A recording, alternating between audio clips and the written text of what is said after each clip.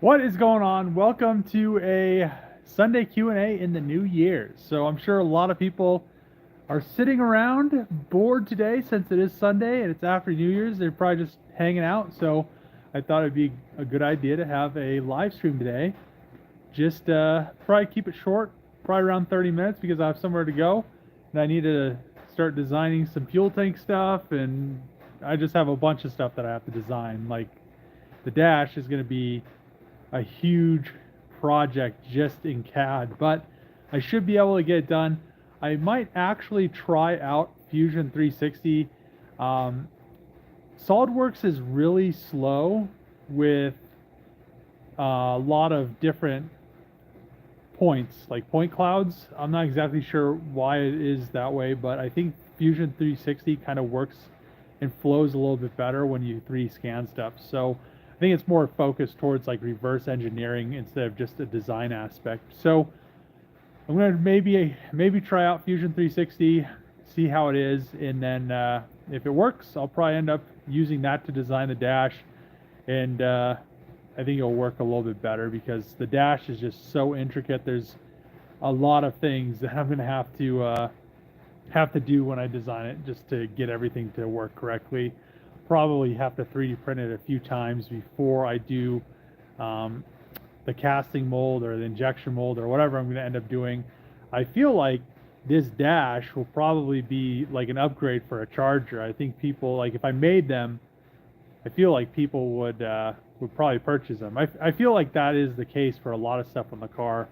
I was actually thinking about the fuel tanks because it's going to be an aluminum fuel tank with an in pump 2100 horsepower pump, screw pump. So it'll be better than having a bunch of, there's a bunch of companies that just make fuel systems where you just like stack pumps. So then you have like four pumps in a car to make like 1500 horsepower.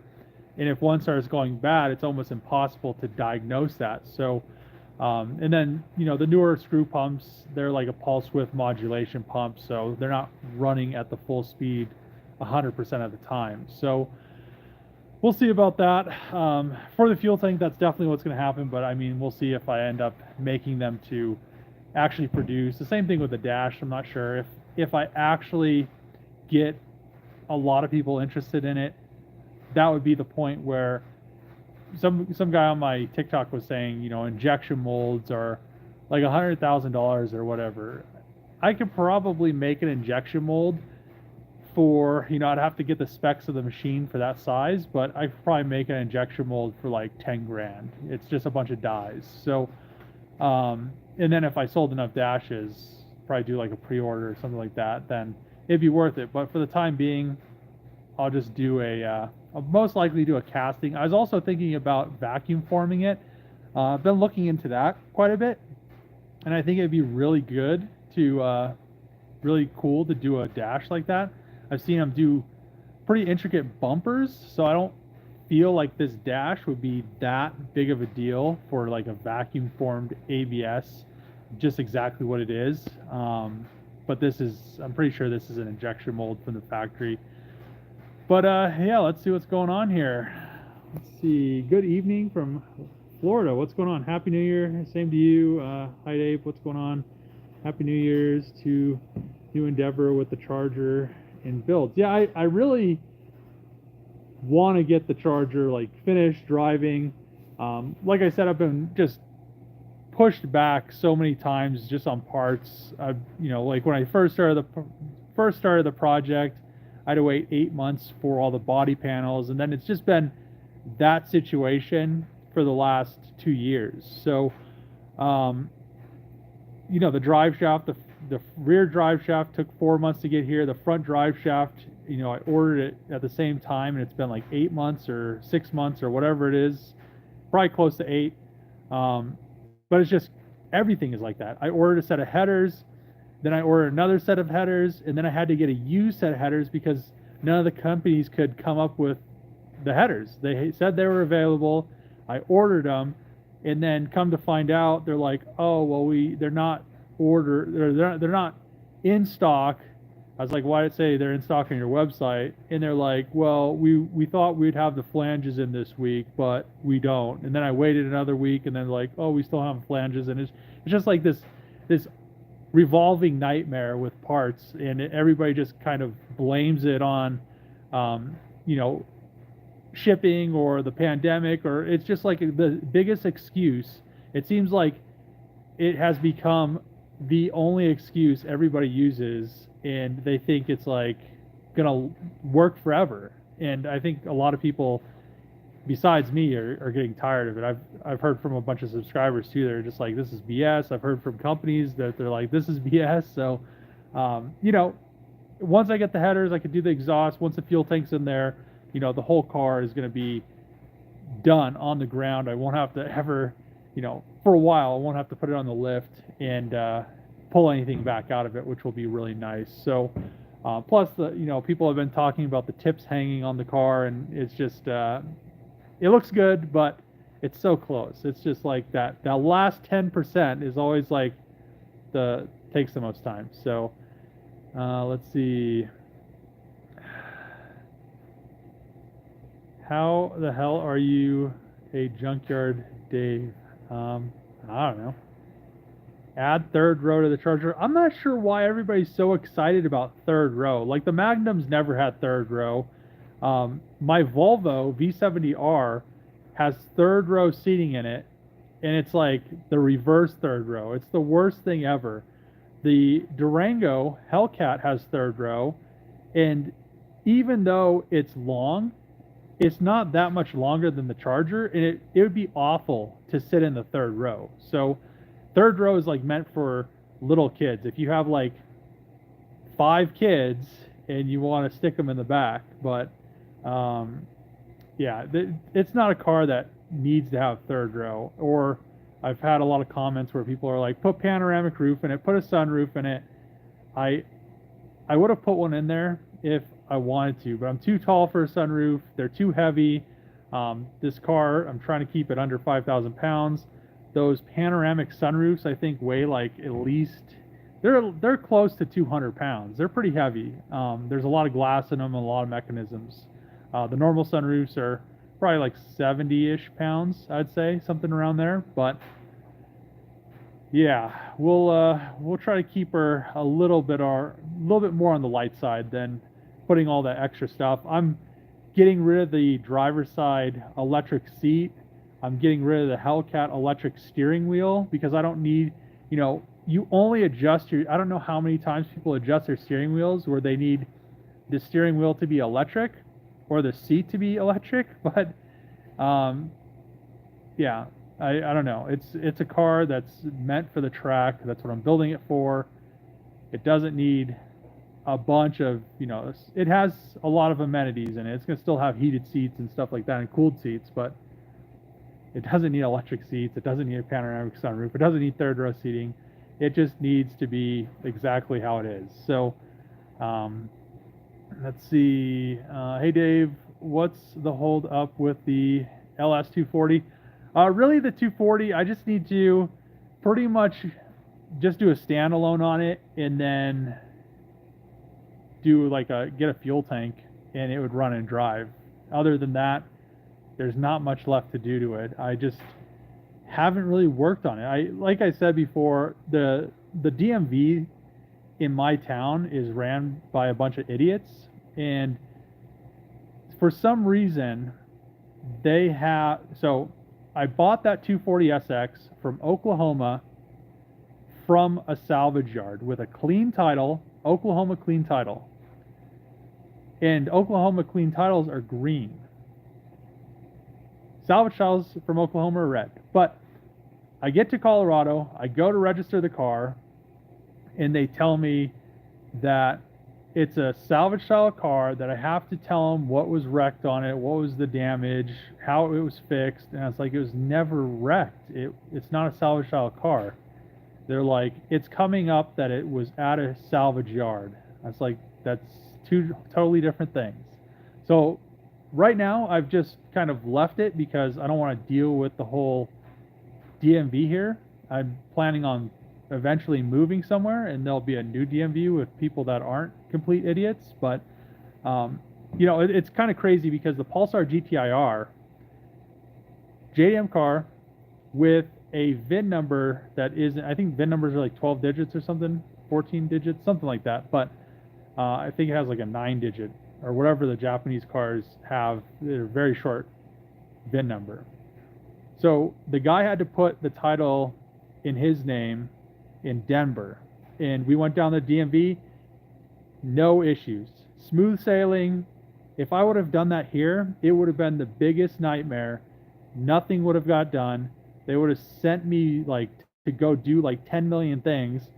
They like tell you to do something, then you'll come back, and then they'll tell you to do something else. It's just like this thing that they do because it's the only DMV in town. It's not like when I was in Minneapolis, you could pretty much go to any DMV in like Minnesota to get your stuff renewed. It's just crazy to think that I can only go here. I can't, I wanted to get the Pulsar in my name in Denver. I tried, but they're like, oh, you have to go to your county, which I think is completely stupid. So, so when I move, I'll just, get that in my name, and then it won't be that big a deal, and then I won't have to worry about not being able to register it. Same thing with the Mini Cooper.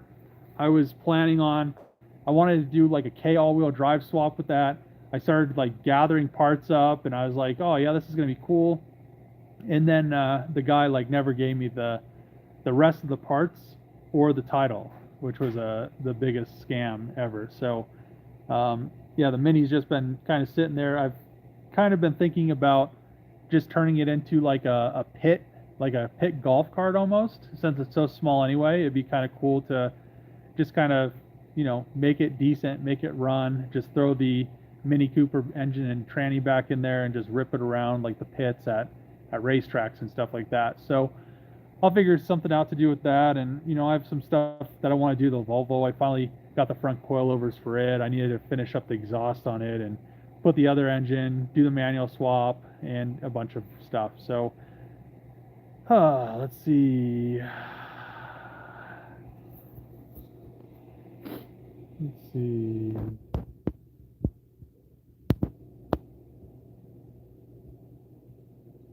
Would you do this again? So I plan on, I have everything designed. So if somebody wants an all-wheel drive kit, I can make one. But, the issue is people ask me all the time if I'll build them a newer Charger wagon, and I say yes, or the all-wheel drive system, and I say yes, but the all-wheel drive system is going to be like $40K, and to convert a Charger is going to be like $150. So, because it's a lot of time. I mean, just in time on this car, I've kind of guesstimated on what I have into it. It's probably somewhere in between like $400,000 to like $550,000 just in labor if I would be like charging to like someone to build this. So, which nobody would ever do that, because unless somebody had like a shitload of money and they just wanted a shop to build one of these, they're not going to pay a shop. That would just be labor. There's not even parts. So, I probably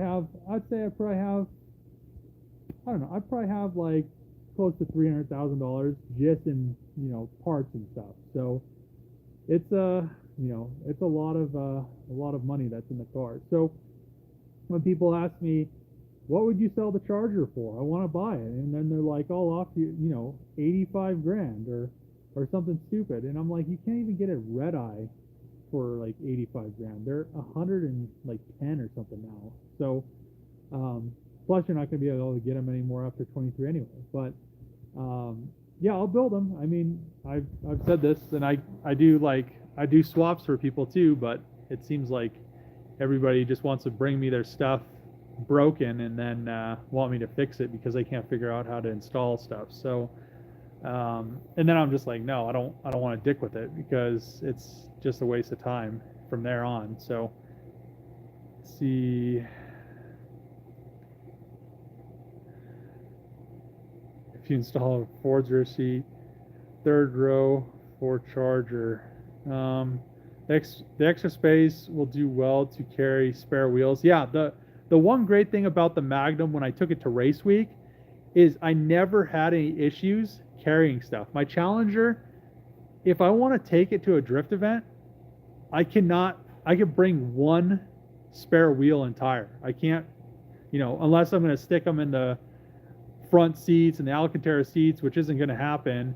And then you can't really stick one in the back seat because it's, the wheels are too big because they're 20 by 11s anyway. It's just this thing, I could stick 4 wheels, 20 by 11s across the back in the, in the cargo area, standing up, strap them down, close the hatch. It's like the perfect setup. So like when I take this to race week, I'll be able to, if I want, have a set of drag slicks in it and have my luggage in there, have my jack, my tools, everything I need, and still have the rear seat up, and it'll still be nice. It won't be like just stuff laying everywhere and just getting everything dirty or stuff like that. So yeah, I want to do race week in this. I want to do a bunch of stuff in this thing. I wanted to do it last year, but things, parts issues happened and stuff didn't get here on time. So this year, I think it's very doable to make it to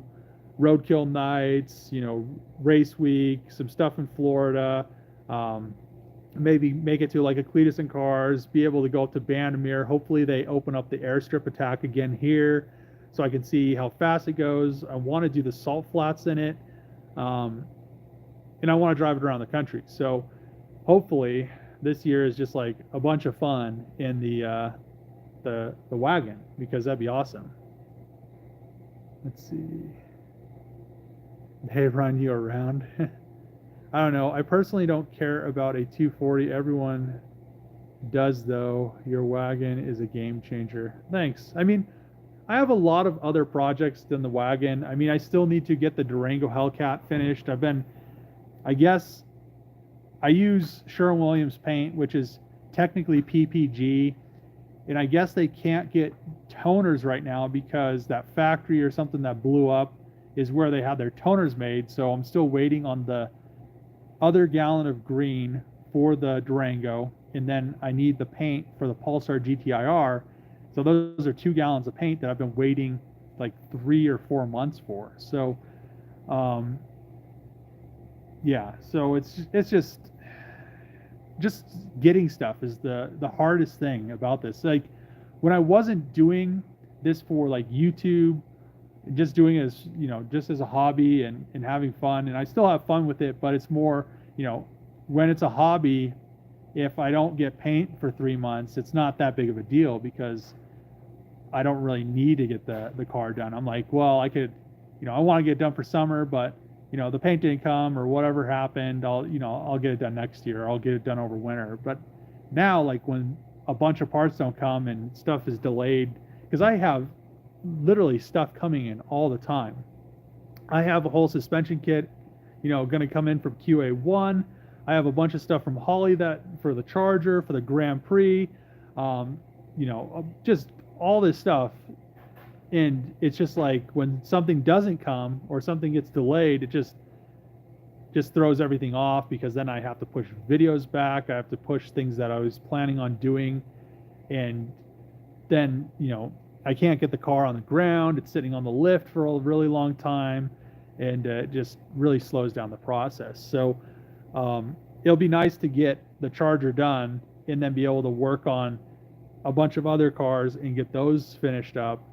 And then from here on out, when I start a project, I'll probably pre-order all of the parts so that I could just bust the project out and not have to worry about waiting on these parts, because I don't know if it's going to get any better. I feel like everybody has just accepted the fact in like these companies that, not all companies, I mean, I work with a lot of good companies that get me stuff quick, but I mean, a lot of places that I do work with, a place that I was getting JDM parts from, they're like, oh, well, we're not going to get any more parts from Japan because, shipping's a nightmare. And I'm like, really, shipping isn't that big of a nightmare anymore, because all the shipping costs have gone way down. Shipping from China is now cheaper than it was before everything happened and the housing boom went up. So to get a shop from China is going to be cheaper than to have one made in the USA again. So because shipping containers were like $40,000 a container, now they're like $1,200 a container shipped to the port. So yeah, I think a lot of stuff's going to come down, and hopefully it just literally resolves this whole issue with everything just being a nightmare to get parts for and just get stuff in. So I'm hoping that too. So hopefully, you know, a combination of both of these, you know, these ideas that I have will really get me to be able to like just bust projects out, because I don't like stuff sitting around and taking forever, because it's not fun to work on a car for 2 years when you wanted to go to races, you know, like 2 years ago. So but yeah, so Happy New Year's, bro. I agree. No third row seats in the Charger doesn't make sense. Also, no headroom, and it's just added unneeded weight that'll never be used. Yeah, I have never. So I have a panoramic roof in my diesel truck, in my F350, and I have a sunroof in the Challenger. I have a sunroof in the FD. I have a sunroof. I have the glass roof in the VR4. Like, I've never, ever opened any of them. Like, never. Like, I don't understand why people open them. It's cool, like, you know, a convertible is cool to drive around when it's like a overcast day, but the glass roof on the VR4, if you don't have the shade in, you just get cooked. It's like a magnifying glass. And the same thing with, I guess sunroofs aren't as bad, but you just, like, anytime I remember having a sunroof open when I was younger, it was just like, it kind of sucks because the sun just like beats down on you when it's hot. I don't know. It's just not my thing. So plus I'm too tall. My helmet always hits that edge in the headliner, and it just always has kind of thrown me off. If I wasn't so tall, maybe I'd like sunroofs better. So let's see. Let's see. Volvo engineering nightmare. I want to rebuild my Dodge Magnum with a newer Chrysler 300 front end.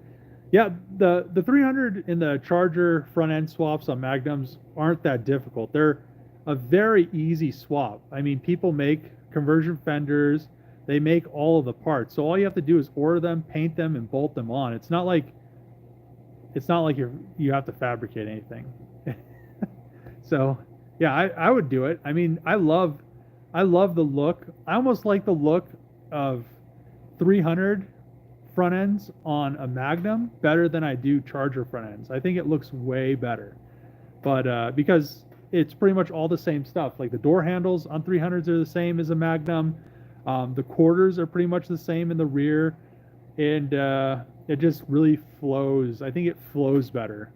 All the body lines just work well, and it's not like the Charger. I mean, they look good, but you know, the Charger front end is more round. It doesn't have flares on the non-wide body one, and then if you do the wide body ones, it's, you know, clip-on flares, and it's wider flares in the front than the rear, so then your rear wheels are poking out. And then I've never seen anybody do like the rear clip-on flares, because then you'd have to like make that back section of the quarter panel. So I mean, they both look cool, but I think the 300 looks exceptionally better than the Charger front end on the Magnum. So I might actually build a 300 front end, like 300 front end Magnum, because I think it'd be super cool. So maybe one of my other Magnums will be converted, and it'll just be like a cool like 300 Magnum. I mean, I'm gonna just have all these station wagons, which will be kind of cool.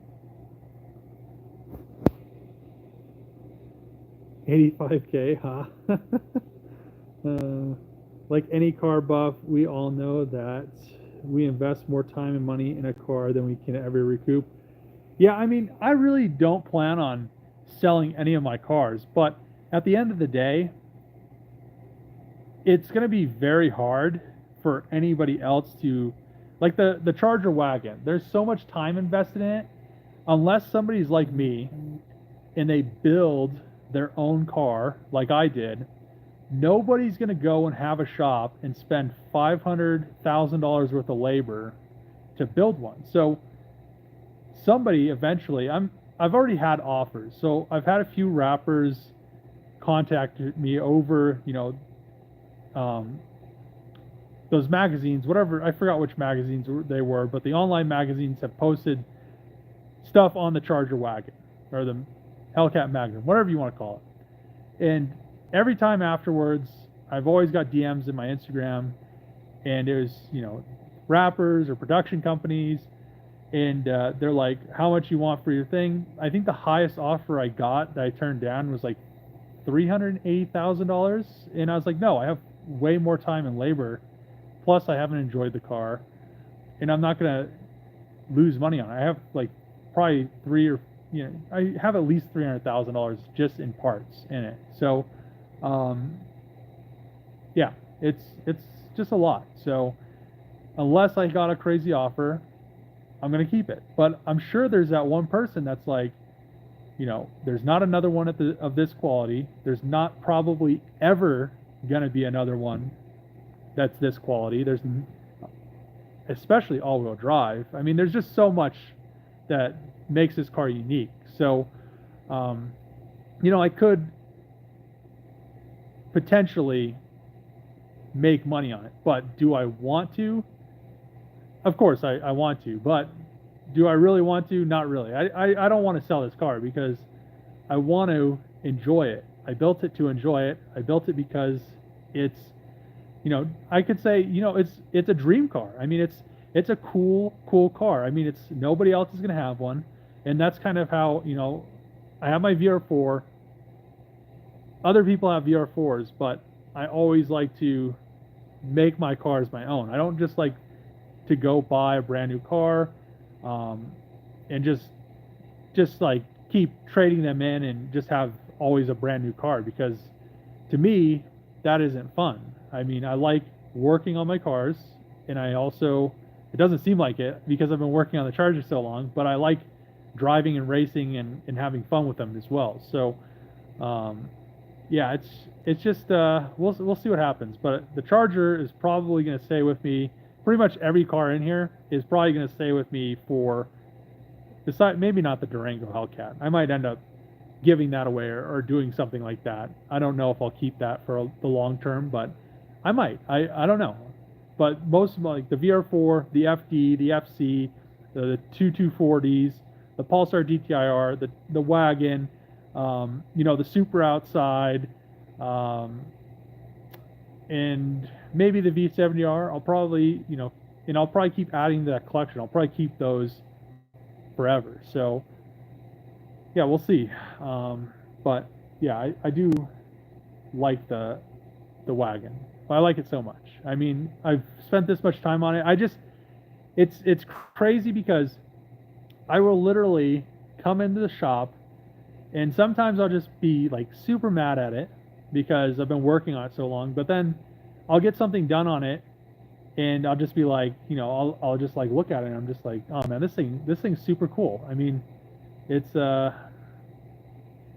guess it's a dream. It's a dream for a lot of people. I mean, I have a lot of people that watch my videos, including you guys that are watching right now the live stream, and you're just like, it's a dream car. So hopefully one day it's finished. Let's see. Has Dodge reached out to you? Because honestly, what you do is factory like. Hats off to you, bro. Been following this build since you were molding the back door hatch. So unfortunately, I'm not exactly sure why. I mean, I've said this before in videos. I do critique Dodge pretty hard. I critique all car companies very, very aggressively, but it's for a good reason. I'm not gonna be like, buy this car. I mean, you're gonna have all these issues, but it's the best thing in the world. I'll say it how it is. But no, I haven't heard anything from Dodge. What I think is gonna happen is it's gonna get finished, and then Dodge is gonna wanna do something with it, because it is going to be what it is. And I'm not sure. I'm at this point, they've pretty much rubbed me the wrong way multiple times. So I'm probably going to be like, no, just like, no, because all they're doing is trying to get people in the automotive community hyped about something that they're never going to do anything with. So, yeah, I don't know. It's just, maybe if they change their like management style and who's running their social media department, because it's just, at this point, it's just almost the biggest joke in the automotive industry. But we'll see what happens. I mean, it's going to be interesting once the car's done. I mean, I get a lot of outreach from it right now, but once it's finished and it's driving, it's a whole different scenario. So, and as you guys have seen with everybody's stuff, Rob Dahm, once he finished his RX-7 and got it running and driving, everybody's super pumped about it. Just, a bunch of channels like that. I mean, it's just, once the cars are driving, it's a lot better than just continuously working on them for the rest of your life. So let's see. Get a trailer, better fix them loading and unloading. Let's see. Happy New Year, Dave. When do you think you'll have the green Durango on the road, and what are you doing about the back glass, side windows, and the station wagon? So I've talked about it before. The side windows, I'm just gonna have a company make them, but I'm not gonna have them come down here. I'll probably have to drive the car over there and just have the glass made and then have it tempered. So it's not gonna be that big of a deal.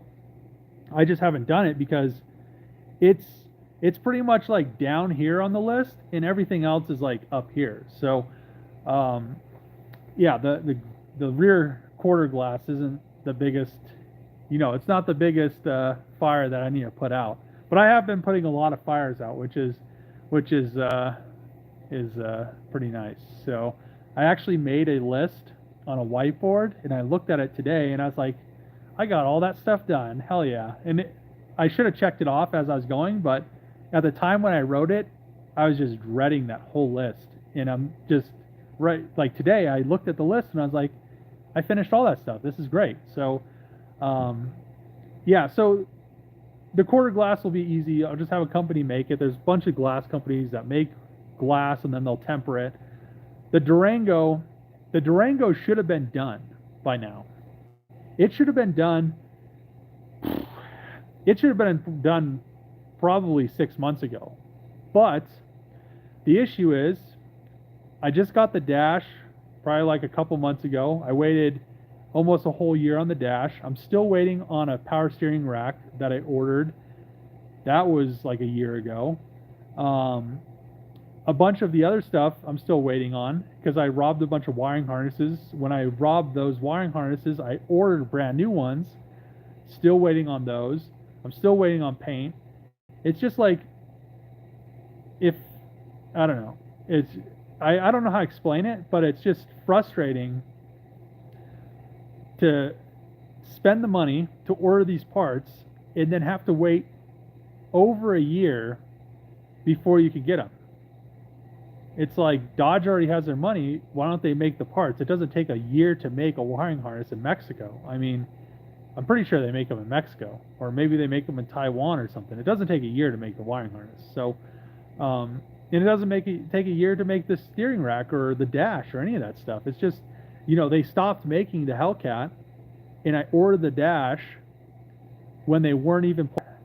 I didn't even, I ordered the dash before they even said they were going to make the 23 Durango Hellcat. So it shouldn't have taken as long as it did. So just like that with everything, it's crazy. And I think a lot of subscribers have this, similar issues with these, these parts issues. Let's see. The wait for supplies is very frustrating. It's just, like I've said, I mean, I've beat this to death with a bat, but it's just it's very frustrating.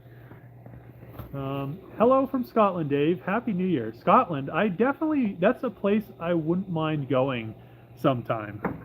Scotland, Japan, New Zealand, Australia. I want to go to Russia. Russia would be fun to go to.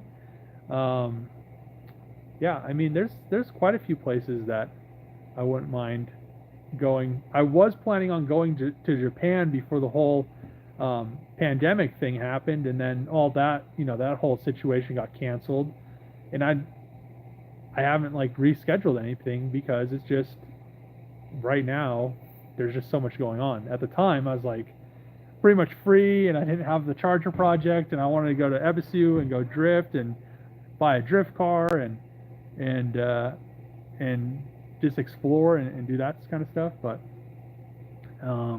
maybe in the next couple of years, maybe next year, maybe this year. I don't exactly know what's going to happen this year. It's all up in the air right now. So,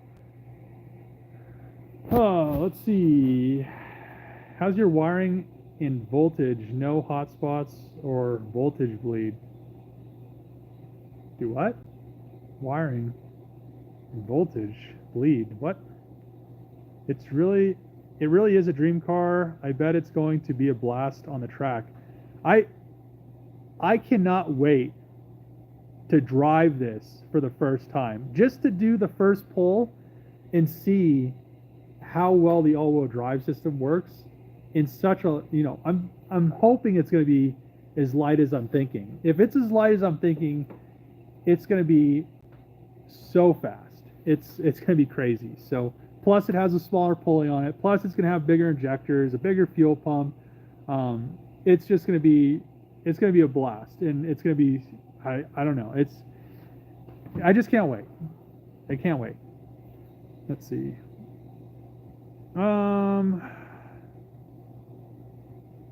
Let's see. I feel like you sell the SR20 VVL. No, I still have the SR20 VVL. I need to build another one for the Pulsar. I want to boost a Hemi, but I want to with know what is better, a 5.7 or a 6.4. I wouldn't touch a 5.7 or 6. I wouldn't touch a 5.7 or 6.1 at all. I'd go with a 6.2 or a 6.4 and just save yourself the headache. Dodge is definitely going to want to do something with all the guys making beautiful custom cars, especially when the death of the Hemi. I think so. I mean, I just have seen, electric cars are cool, but to kill your whole line of V8s is the dumbest idea ever. So I think people are finally realizing. So this whole, the last 2 years, electric cars have been really hard. They've been pushed really hard. So, and people were on board 100%. A lot of people that bought Teslas were 100% on board. And then they started having issues. They started having issues with too many people and not enough chargers. They started having issues with buying Ford's truck, it saying that it has it's supposed to have like a 400-mile range. You tow something and it only gets some like 50 miles or 80 miles on a tow. And I think people are seeing that if they have 100% electric cars, they are screwed. They're like hands down, they're screwed, because if anything happens, if the grid goes out, or if they can't charge their car, they're stuck, they don't have a way to get around. The gas in your car takes a long time for it to go bad. So I feel like as it goes, as time goes on, more and more people are going to be like, no, I don't want an electric car. My neighbor is a very good example. So I have a neighbor that moved in. They had 2 Teslas, and they bought 2 brand new Teslas, a Model S and a Model X. And now they have the Model X, and they have a Durango, just the like a 6.4 or something, like the SRT. And they're probably like, we don't want to deal with this, because if our car isn't charged, we can't get anywhere. And then another issue is, how much is the electricity going to be when you have to charge these cars? Because people have already got bills for like $6,000 charging their cars. So because the companies are just going to do like they do with anything. So factories, they usually have gen sets in their factories. So when peak demand hits, they can use that generator to subsidize, so they're not getting power from the electric company, and they're not spending as much money, because it's cheaper to have 4 $2 million gen sets than it is to pay to power your factory with, on peak demand. So I think a lot of people are going to start being like, electric isn't the solution. It's nice to have electric cars, but it's not 100% the solution. It's a good mix. It'd be nice to have electric cars and gas vehicles and CNG and, everything out there. So, but I think the next thing that's going to happen is they're going to do like push the hydrogen fuel cells. They're going to also try to push. A lot of people are like, oh, we could run vehicles on water, which is the dumbest thing I've ever heard in my life, because you have to drink water as well. So I don't know. People that are pushing the stuff they're just in it to make money. So let's see. When are you going to repaint the dually and show it some love? Yeah, the dually needs to get resprayed. I'm probably going to end up doing that once the Charger's done, because that's like the biggest thing I've been waiting. I just don't want to pull the truck apart and have, a bunch of stuff in the shop. It'll be nice because I needed the lift to pull the bed and a bunch of stuff. So let's see. Can you do a how-to video of building an SR20 VVL engine? Yes, I can do a how-to video. I did not build that SR20 VVL, but I have built probably, I'd say like 15 to 20 SR20s. So, and the VVL is just a different head. So, yeah, I'll probably end up doing that once I build it for the Pulsar, and the one that's going in the 240 that's already built is just gonna go in there with a 6-speed or maybe a 300ZX 5-speed. I'm not sure yet, but yeah, I'll end up doing that for sure. How fast top end do you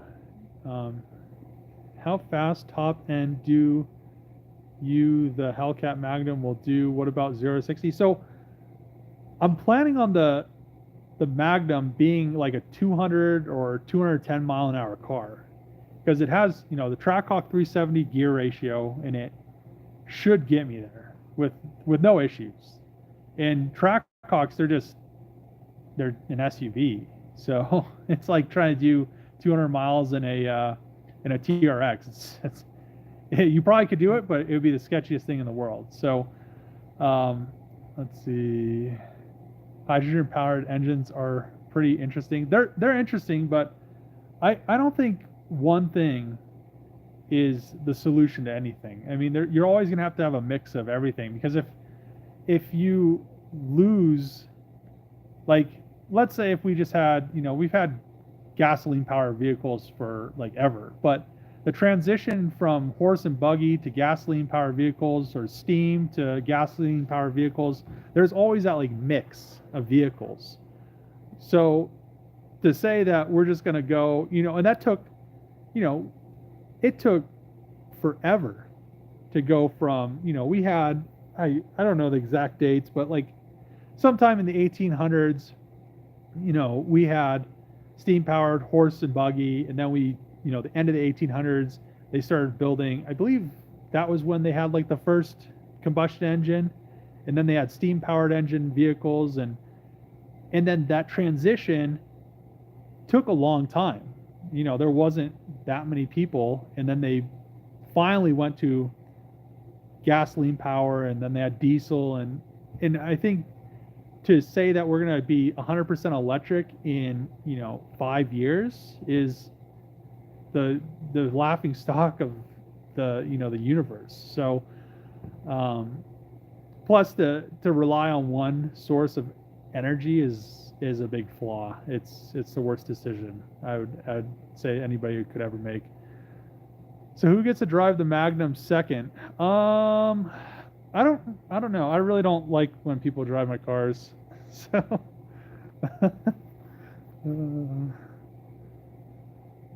let's see. ARs or AKs? What do you prefer? Well, I have my AR, so yeah, there's that. Happy New Year. Watchman Wiki video called "Scary Truth Behind EVs." Do you still have Z31s? Any plans for it? Yeah, I still have the Z31. I plan on kind of refreshing it. I almost want to put my RB. So I have my RB30 for the 240Z, and I have an RB26 that I could put in the 300ZX, which would be kind of cool. So that might happen. So we'll see what happens.